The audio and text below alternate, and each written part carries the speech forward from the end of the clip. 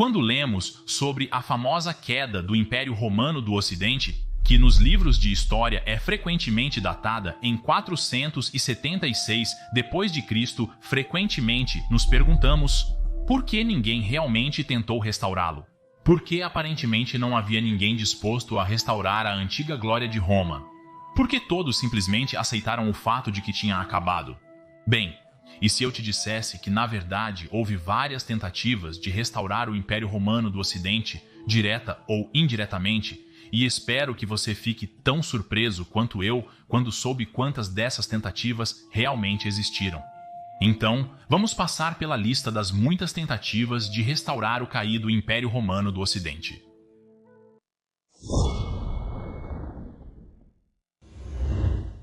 1. As rebeliões de Brasília e Adarik contra Odoacer. Em 4 de setembro de 476 d.C., Odoacer famosamente depôs o imperador criança Rômulo Augusto, e assim terminou a linha dos imperadores romanos do Ocidente, que tradicionalmente é datada como a queda do Império Romano do Ocidente. Na realidade, é claro, não mudou tanto assim, e Odoacer realmente se comprometeu a reinar como representante do imperador romano do Oriente Ticeno em Constantinopla, pelo menos no início de seu reinado. Esta é uma história famosa que alguns de vocês já devem conhecer, mas o que muitos não sabem é que, na verdade, quase imediatamente após Odoacer depor o imperador romano do Ocidente, houve rebeliões contra ele. Em 477, um certo conde Brasília se rebelou e apenas um ano depois, em 478, outro chamado Adarik II se rebelou contra Odoacer. Isso é relatado pelo historiador Jordanes, que escreveu que Odoacer matou Brasília em Ravenna para inspirar medo de si mesmo entre os romanos. Bráquila soa como um nome germânico, então é ainda mais interessante que Odoacer o matou para incutir medo de si mesmo entre os romanos. Será que Bráquila planejava governar através de um imperador fantoche como Ricimer ou como Gundobad antes? Será que este conde Brasília tinha apoiadores entre os romanos contra Odoacer? Altamente fascinante. Parece uma teoria interessante, mas também plausível, supor que Odoacer fez algo tão ultrajante, a saber, não continuar governando através de imperadores fantoches romanos do Ocidente, que provavelmente até mesmo alguns germanos não concordaram com isso e, em vez disso, buscaram se tornar um segundo Ricma e reinar através de imperadores fantoches. Nesse caso, o Império Romano do Ocidente teria sido nominalmente restaurado, pois haveria novamente um imperador romano do Ocidente. 2. Planos de reconquista de Júlio Nepos. Quando Odoacer encerrou o reinado do jovem Rômulo Augustus, enviando-o para o exílio perto de Neápolis, a linha de imperadores romanos do Ocidente, na verdade, não terminou. Porque Júlio Nepos era o legítimo imperador romano do Ocidente, e ele estava governando do exílio na Dalmácia, sua província natal. Quando recebeu notícias do golpe de Odoacer na Itália, ele imediatamente enviou emissários ao imperador Zeno em Constantinopla, pedindo-lhe ajuda militar para reconquistar a Itália deste usurpador germânico. Mas infelizmente, Zeno tinha que lidar constantemente com usurpações, e assim, ele não estava em condições de enviar ajuda a Nepos. Curiosamente, Nepos já havia invadido a Itália apenas 2 anos antes, com reforços do Império Romano do Oriente, encerrando o reinado do imperador fantoche Glicérius e do mestre fantoche Gundobad, sobrinho do próprio temido Ricimer. Mas em 480 d.C., os planos de Nepos chegaram a um fim abrupto quando ele foi assassinado por 2 de seus oficiais foederati chamados Ovida e Viator.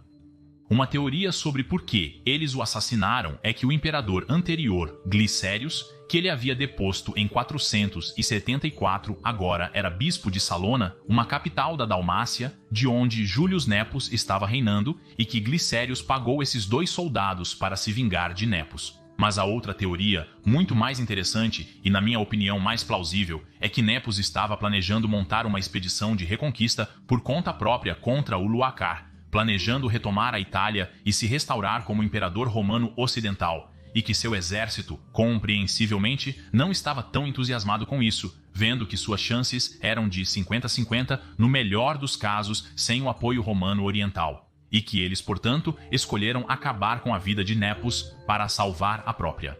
Uma teoria fascinante, porque essa poderia ter sido uma verdadeira chance de restaurar o Império Romano do Ocidente. Então, o que ocorreria se Júlio Nepos tivesse retomado a Itália e deposto Odoacar? Como seria tal realidade alternativa? 3. Burdunelos está escrito no Consularia Kaiser Augustana que em 496 d.C., um romano chamado Burdunelos se rebelou na Hispania, no reino dos Visigodos, tentando se tornar um governante romano. Não sabemos mais nada, nem suas motivações, nem se pretendia reestabelecer a Hispania como província romana ou reivindicar o título de imperador romano do Ocidente. Só sabemos que sua usurpação falhou, que seus apoiadores se voltaram contra ele e, de acordo com a mesma fonte, ele teve um destino muito cruel e brutal, supostamente sendo queimado até a morte em um touro de bronze, embora isso possa ter sido um exagero literário. Esperançosamente. 4. Petrus. Apenas 8 anos após Burdunelos, outro romano chamado Petrus também tentou se tornar imperador romano. Petrus tentou encontrar outros romanos para sua causa, possivelmente para restaurar a província da Hispania, que ainda era predominantemente habitada por romanos, lembre-se, possivelmente para derrubar os governantes visigóticos. Mas isso também falhou, ele não conseguiu apoio suficiente e foi executado assim que os visigodos conseguiram conquistar a cidade de Dertosa, onde ele se fortificou. E assim também falhou este plano para restaurar, ou restaurar parcialmente, o Império Romano do Ocidente. 5. Teoderic, o rei dos ostrogodos, Teoderic, era quase imperador romano do Ocidente em tudo, exceto no nome. Frequentemente, o Senado e o povo de Roma o chamavam de imperador. Em 511 d.C., ele até trouxe o reino visigótico sob seu controle e estabeleceu uma hegemonia sobre os reinos burgúndio e vândalo. Isso quase teria sido o nascimento de algum tipo de império romano-gótico ocidental. No entanto, isso não durou muito, e à medida que envelhecia, o controle começou a escapar dele, e então esse sonho morreu com Teoderic. E então o reino gótico foi completamente destruído pelos romanos do leste. Mas é fascinante ponderar que quase presenciamos o nascimento de alguma forma modificada de império ocidental de descendência tanto romana quanto gótica. 6. Belisário. Em 540 d.C., o lendário general romano do leste, Flávios Belisários, entrou na cidade de Ravenna, conquistando essa grande fortaleza do reino ostrogótico. Para conseguir isso, ele fingiu aceitar a oferta dos ostrogodos para torná-lo o novo imperador romano do oeste. Em nossa linha do tempo, Belisário permaneceu fiel ao imperador romano do Oriente Justiniano. Mas e se Belisário tivesse aproveitado essa oportunidade e se tornado, de fato, o novo imperador romano do Ocidente? É fascinante pensar sobre essa possibilidade, porque, de fato, o Império Romano do Ocidente teria sido restaurado com um novo e muito capaz imperador. Mas Belisário deixou essa chance passar e permaneceu fiel ao imperador romano em Constantinopla, e assim nunca saberemos o que teria acontecido se o Império Romano do Ocidente poderia ter sido restaurado com sucesso. 7. Tibério II e Germanos. Em 582 d.C., o imperador Tibério II estava morrendo em Constantinopla, capital do Império Romano. Ele escolheu como seus sucessores o competente general Maurice ou Mauricius e o patrício e governador Germanos. Ele planejava restaurar o Império Romano do Ocidente e fazer de Germanos o César do Oeste e Maurice o César do Leste. Germanos teria governado sobre a África, Espanha e Itália, e assim sobre um Império Romano Ocidental parcialmente restaurado. No entanto, Germanos renunciou após apenas alguns dias como César. Não sabemos por quê, mas é fascinante ponderar a realidade alternativa na qual Germanos teria aceitado se tornar o novo imperador romano ocidental. Onde ele teria reinado? Ele teria sido bem-sucedido em expulsar os lombardos da Itália e em reconquistar partes maiores da Espanha dos visigodos? Possibilidades fascinantes. Mas com a recusa de Germanos, essa tentativa de restaurar o Império Romano do Ocidente infelizmente falhou. Maurício tornou-se imperador, mas ele criou os exarcados da Itália e da África, que poderíamos interpretar como uma forma diminuída de restauração do Império Romano do Ocidente. Olá, queridos amigos da História Romana Tardia. Sou eu, Sebastian, o criador e a pessoa por trás de Majorianos. Como vocês sabem, Majorianos é um dos poucos canais no YouTube dedicados apenas à história romana tardia. E como vocês também sabem, este é um tópico super nichado que infelizmente muitas vezes não recebe muita atenção do algoritmo do YouTube. Portanto, gostaria de pedir se vocês poderiam apoiar o Majorianos por meio de uma associação no YouTube, clicando no botão de associação abaixo do vídeo, ou por meio de uma associação no Patreon, e vocês podem encontrar o link para o Patreon na descrição do vídeo abaixo. O seu apoio, e somente o seu apoio, é o que torna o Majorianos possível, e eu realmente preciso do seu apoio para manter o Majorianos, um canal sobre a história romana tardia. Agradeço novamente pelo apoio. Creio que até Majorian estaria orgulhoso. Amigos da história romana tardia, de volta ao vídeo. 8. Constans de Guen. Constans II foi um imperador romano oriental muito subestimado que percebeu que, para salvar o império em ruínas, grandes reformas eram necessárias. E uma dessas movimentações audaciosas que ele planejou foi transferir a capital imperial de Constantinopla, que em seu tempo já era a capital do Império Romano há mais de 300 anos, e transferi-la para Siracusa, na Sicília. Mas por que para Siracusa? Bem, para montar uma grande expedição naval contra o califado e assim, com reforços da África, reconquistar o Egito e mais tarde o levante dos invasores muçulmanos. Mas essa história teve um final trágico, como você pode prever. Ele foi morto enquanto tomava banho por um de seus servos com uma tigela de sabão. Ele também foi o último imperador romano a pisar em Roma, a antiga capital, em 663 d.C. Ele até ficou no Palácio dos Césares 189 anos depois de Júlio Nepos ter sido o último imperador antes dele a estar em Roma. Ele foi o último que se importou com as antigas províncias romanas do oeste. Ele entendeu a importância das províncias ocidentais remanescentes para montar a reconquista das províncias perdidas do leste. Algum tipo de Império Romano Ocidental poderia ter renascido sob seu governo, mas nunca chegou a isso. 9 usurpadores romanos ocidentais sob o domínio romano oriental: Olímpios Mitsitsus, Georgius Basil Onomagolos e Tibérius Petásius. Poderíamos pensar que agora todas as tentativas de restaurar a linha ocidental de imperadores romanos haviam terminado, mas não, longe disso. Porque em 649 d.C., durante o governo de Constance, o segundo, o exarca de Ravenna, chamado Olímpios, se rebelou contra o próprio imperador romano oriental Constance, o segundo declarando-se contra-imperador. Ele marchou para a Sicília em 652, mas ele e seu exército foram mortos por uma doença desconhecida, e assim terminou a vida deste usurpador romano ocidental. Então, após a morte de Constans II, um chamado Mitsitsus foi proclamado imperador na Sicília, supostamente contra sua vontade. Sua rebelião durou 7 meses, até ser suprimida por Constantino IV e Mitsitsus foi executado. De 710 a 711, um chamado Georgius, após a morte do exarca Afravena, reivindicou a autoridade imperial para si mesmo na Itália. Não se sabe muito mais sobre ele, apenas que sua usurpação falhou.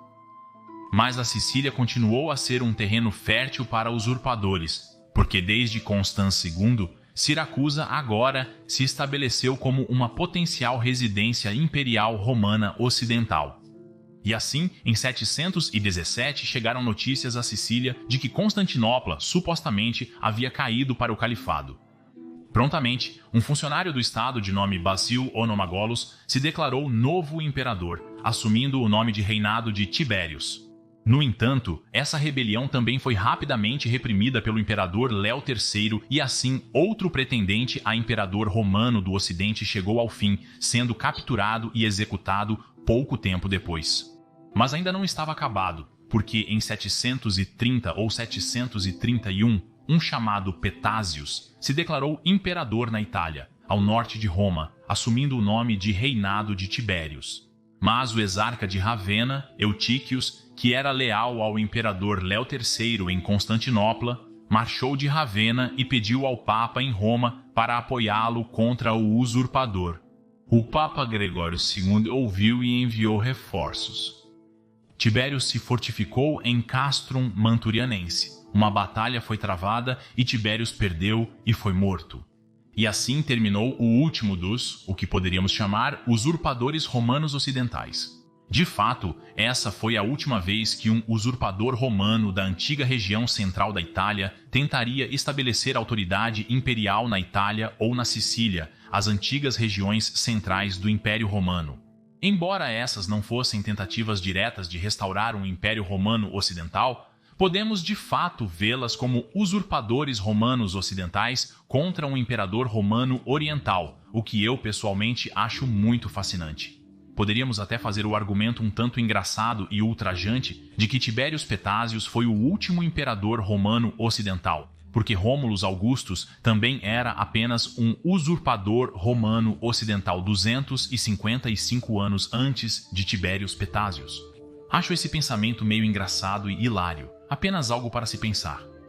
E apenas 20 anos após a rebelião de Tibérios, o exarcado de Ravenna caiu, e a influência do Império Romano do Oriente no Ocidente começou a diminuir significativamente, logo para ser substituída por outras potências emergentes. Tentativas de restaurar uma residência imperial romana no Ocidente agora definitivamente acabaram, ou não? Porque, como sabemos, o Império de Carlos Magno e então o Sacro Império Romano também foram, de certa forma, tentativas de restaurar o Império Romano. Mas falaremos mais sobre isso outra hora. E por favor, curta e se inscreva para que você não perca nenhum vídeo futuro sobre a fascinante era do final do Império Romano. Quero agradecer ao nosso novo membro Sol Invictus, Karl Cieslak, que provavelmente estou pronunciando errado, peço desculpas. Muito obrigado, Karl Cieslak, por apoiar Majorianos de uma maneira tão generosa, e eu também gostaria de agradecer a Joa por retornar como Sol Invictus. Muito obrigado, Joa, por continuar a apoiar Majorianos de uma maneira tão generosa. E eu também gostaria de agradecer aos nossos dois novos apoiadores, Kaysar Viperwolf e Wyatt Pringle. Muito obrigado, Viperwolf e Wyatt Pringle, pelo seu apoio. E eu, claro, gostaria de agradecer a cada um e a todos que estão apoiando Majorianos de qualquer maneira, seja através do Patreon, da associação ao YouTube ou de uma doação pelo PayPal. Obrigado por apoiar Majorianos para que eu possa manter este canal sobre a história romana tardia. E se você quer aprender mais sobre o que possivelmente poderia ter acontecido se Júlio Nepos tivesse restaurado o Império Romano do Ocidente, você pode assistir a este vídeo aqui no canto superior direito. Mas se você quer aprender mais sobre as guerras góticas e o lendário general romano Flávio Belisário, você pode assistir ao outro vídeo no canto inferior direito. Agradeço novamente a todos os amigos da história romana, Gratias Tibiago e Benevalete.